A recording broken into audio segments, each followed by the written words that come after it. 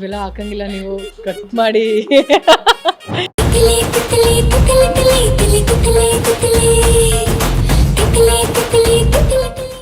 ನಾನು ಅವಾಗ್ಲಿಂದ ಹೇಳ್ತಿರೋದು ಒಂದೇ, ನೀವು ಪುನಃ ಈ ಪ್ರಶ್ನೆ ಕೇಳಿದ್ರೆ ಹೇಗೆ?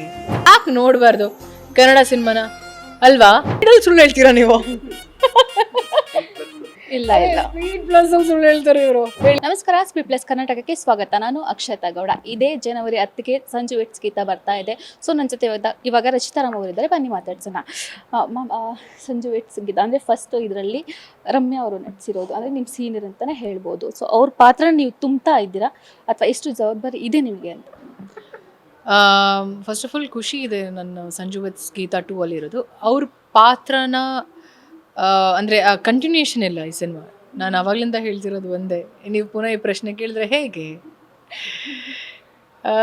ಬಟ್ ಖುಷಿ ಇದೆ. Sanju weds Geetha 1 huge hit ಆಗಿರುವಂಥ ಸಿನಿಮಾ. ಆ್ಯಂಡ್ ಕಿಟ್ಟಿ ಮತ್ತು ರಮ್ಯಾ ಅವರು ಆ ಸಿನಿಮಾದಲ್ಲಿ ಅವರಿಬ್ಬರು ಕಾಂಬಿನೇಷನ್ ಇತ್ತು. 2 ಅಲ್ಲಿ it is me and Kitty. And ಚೆನ್ನಾಗಿ ಬಂದಿದೆ, ಚೆನ್ನಾಗಾಗಿದೆ. I am just waiting cinema release ಆದಾಗ ಒಳ್ಳೆ ರೆಸ್ಪಾನ್ಸ್ ಸಿಕ್ಕಿದ್ರೆ ಸಾಕಪ್ಪ, ಅಷ್ಟೇ. ಫಸ್ಟ್ ಒನ್ ಬಂದು ತುಂಬ ಹಿಟ್ ಆಗಿರೋ ಮೂವಿ. ಸೊ ಇದರಲ್ಲಿ ಅಂದರೆ ಪಾರ್ಟ್ 2 ಅಲ್ಲಿ ನಿಮಗೆ ಎಷ್ಟು ಅಂದರೆ ಇವಾಗ ಆ ಪಾತ್ರಕ್ಕೆ ನೀವು ಎಷ್ಟು ಜವಾಬ್ದಾರಿ ತೊಗೊಂಡು ಇದನ್ನು ನಡೆಸಿದ್ದೀರಾ ಈ ಮೂವಿಯಲ್ಲಿ ಅಂತ? ನನಗೆ ಪ್ರತಿಯೊಂದು ಪಾತ್ರ ನಾನು ಮಾಡಬೇಕಾದ್ರೆ ನಾನು ತುಂಬ ಫ್ರೀ ಮೈಂಡೆಡ್ ಆಗಿ ಹೋಗೋದು. ಅದನ್ನು ತುಂಬ ಸೀರಿಯಸ್ ಆಗೆಲ್ಲ ತಗೊಳ್ಳೋಳಲ್ಲ ನಾನು. ನನಗೆ ಡೈರೆಕ್ಟರ್ ಸರ್ ಏನು ಹೇಳ್ತಾರೋ ಅದನ್ನು ಅಚ್ಚುಕಟ್ಟಾಗಿ ಕೇಳಿಸ್ಕೊಂಡು ನೀಟಾಗಿ ಅವ್ರಿಗೆ ಸ್ಯಾಟಿಸ್ಫೈ ಆಗೋ ಥರ ಪರ್ಫಾರ್ಮ್ ಮಾಡಿ, ಆ್ಯಕ್ಟ್ ಮಾಡಿ. If is happy, I am happy, ಅಷ್ಟೇ. ನಿಮ್ಮ ಪಾತ್ರದ ಬಗ್ಗೆ ಹೇಳೋದಿದ್ರೆ ನಾವು ಪಾತ್ರದ ಬಗ್ಗೆ ನಾನು ಒಳ್ಳೆ ಪಾತ್ರ ಅಂತೂ ಕೊಟ್ಟಿದ್ದಾರೆ. ನನಗೆ ತುಂಬಾ ತೃಪ್ತಿಯಾಗಿರುವಂಥ ಪಾತ್ರ ಗೀತಾ. ಸಿನಿಮಾ ಪಾತ್ರದ ಬಗ್ಗೆ ನಾನು ಜಾಸ್ತಿ ಹೇಳೋದಕ್ಕೆ ಹೋಗಲ್ಲ. ಪಾತ್ರ ಅಂದರೆ ಈ ಪಾತ್ರ ಒಪ್ಪೋದಕ್ಕೆ ಆ ಪಾತ್ರದಲ್ಲಿ ಇರುವಂಥ ಅಷ್ಟು ವೆಯ್ಟೇಜ್. ಸೊ ಸಿನಿಮಾ ನೋಡಿದ್ಮೇಲೆ ಗೊತ್ತಾಗುತ್ತೆ, ನೀವೆಲ್ಲರೂ ನೋಡಿದಾಗ ಹೇಳಬೇಕು. ಇನ್ನು ಕನ್ನಡ ಅಭಿಮಾನಿಗಳಿಗೆ, ನಿಮ್ಮ ಅಭಿಮಾನಿಗಳಿಗೆ ಸಂಜು ವೆಟ್ಸ್ ಗೀತಾ 2 ನೋಡಲೇಬೇಕು ಅನ್ನೋದ್ರೆ ಯಾವ ಕಾರಣಕ್ಕೆ ನೋಡಬೇಕು ಅಂತ ಹೇಳ್ತೀರಾ? ನನಗೆ ಯಾರೋ ಪ್ರಶ್ನೆ ಇದೇ ಕೇಳಿದ್ರು, ಯಾಕೆ ನೋಡಬೇಕು, ಯಾಕೆ ನೋಡಬಾರ್ದು ಕನ್ನಡ ಸಿನಿಮಾನ ಅಲ್ವಾ? ಒಳ್ಳೆ cinema. And Sanju weds Geetha 1 ಯಾವ ವರ್ಷದಲ್ಲಿ ಬಂದಿದ್ದದು? ನಾವಿನ್ನ ಚಿಕ್ಕವರವಾಗ. ಇವೆಲ್ಲ ಹಾಕಂಗಿಲ್ಲ, ನೀವು ಕಟ್ ಮಾಡಿ.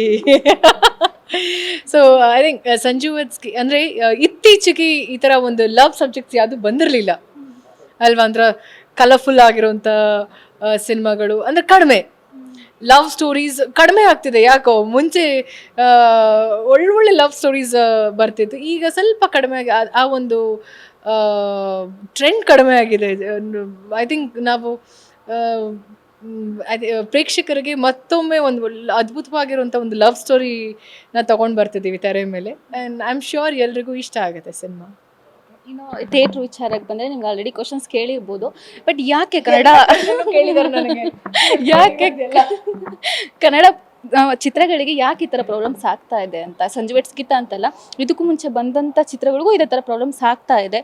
ಸೊ ಚೂಮಂತರು ಅದೇ ಜೂನ್ 10ನೇ ತಾರೀಕು ಅದು ರಿಲೀಸಿಗಿದೆ. ಸೊ ಅದಕ್ಕೂ ಕೂಡ ಪ್ರಾಬ್ಲಮ್ ಆಗ್ತಾ ಇದೆ ಅಲ್ವಾ?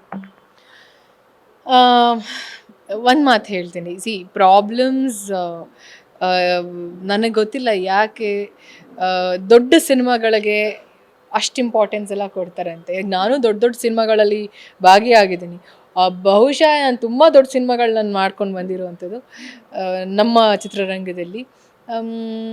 ದೊಡ್ಡ ಸಿನಿಮಾ ಚಿಕ್ಕ ಸಿನಿಮಾ ಅನ್ನೋದಕ್ಕಿಂತ ಐ ಥಿಂಕ್ ಕಂಟೆಂಟ್ ಸ್ಪೀಕ್ಸ್ ಅಂತಾರಲ್ಲ, ಈಗ ಸಿನಿಮಾ ಕಂಟೆಂಟ್ ಹೇಗಿದೆ ಅನ್ನೋದು ಮುಖ್ಯ ಆಗುತ್ತೆ. ಸೊ ಅದು ದೊಡ್ಡದ ಚಿಕ್ಕದ ಅನ್ನೋದು ನಾವು ಡಿಸೈಡ್ ಮಾಡಬೇಕಾಗತ್ತೆ. ಹೇಳ್ತಿಲ್ವಾ, ಸಿನಿಮಾ ರಿಲೀಸ್ ಆದಮೇಲೆ ಎನಿಥಿಂಗ್ ಕ್ಯಾನ್ ಹ್ಯಾಪನ್.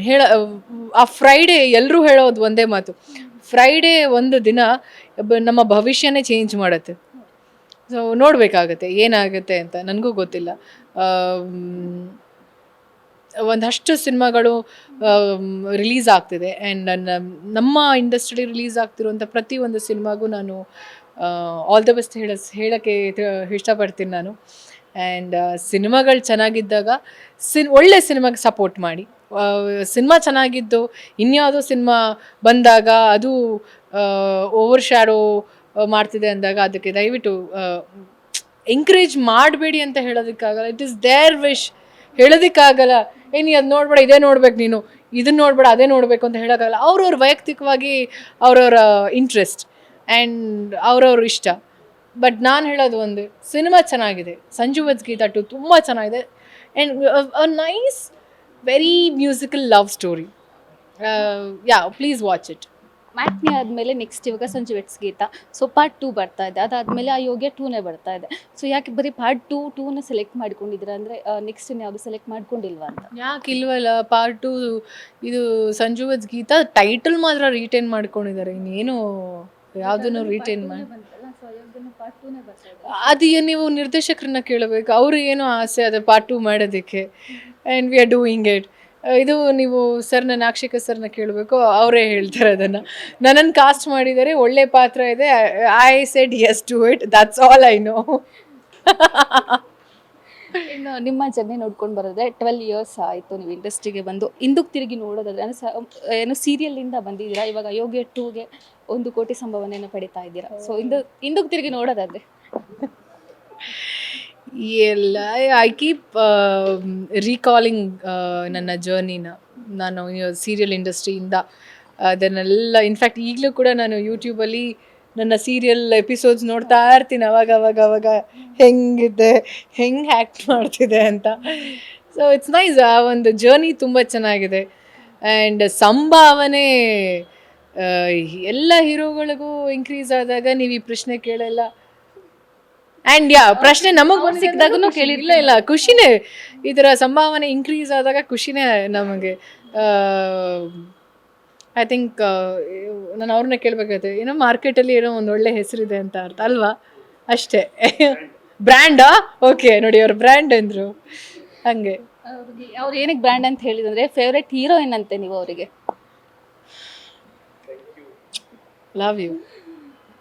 ನಿಮ್ಗೆ ಇಷ್ಟ ಇಲ್ವಾ? ಸುಮ್ಮನೆ ಇಂಟರ್ವ್ಯೂ ಮಾಡ್ತೀರಾ ನೀವು ನನ್ನ? ಸುಳ್ಳೆಲ್ಲ ಹೇಳ್ಬಾರ್ದು ನೀವು. ನನಗೂ ಇಷ್ಟನೇ. ಸ್ಪೀಡಲ್ಲಿ ಸುಳ್ಳು ಹೇಳ್ತೀರಾ ನೀವು?